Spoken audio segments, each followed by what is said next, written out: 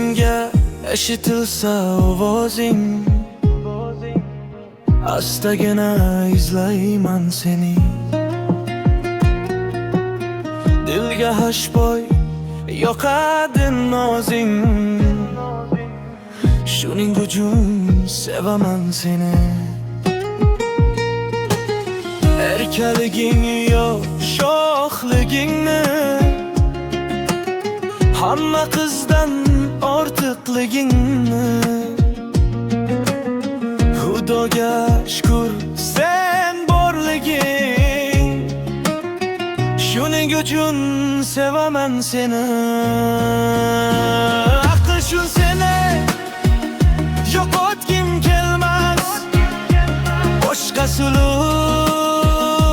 menga kerakmas. Faqat menga ishonsang bas, shuning uchun sevaman seni. Muhabbatdan gap boqsam har gal, olib qochma sen nigohingni. Sensiz kunim o'tmas kelmagan, shuning uchun sevaman seni.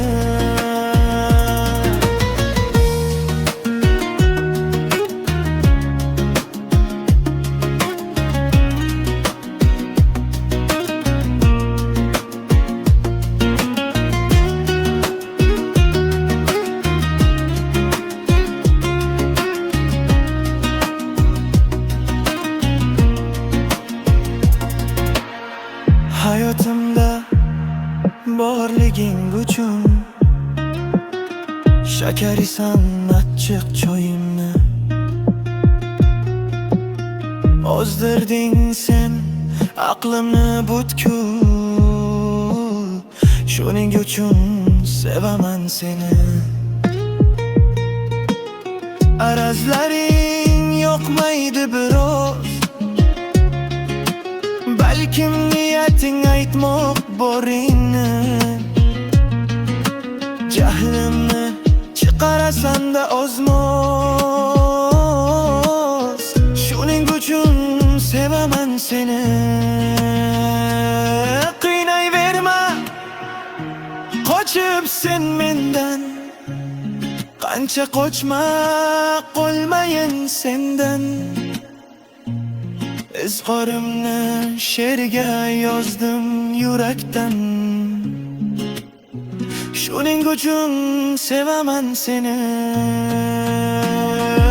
Shu seni yo'qotgim kelmas, boshqasi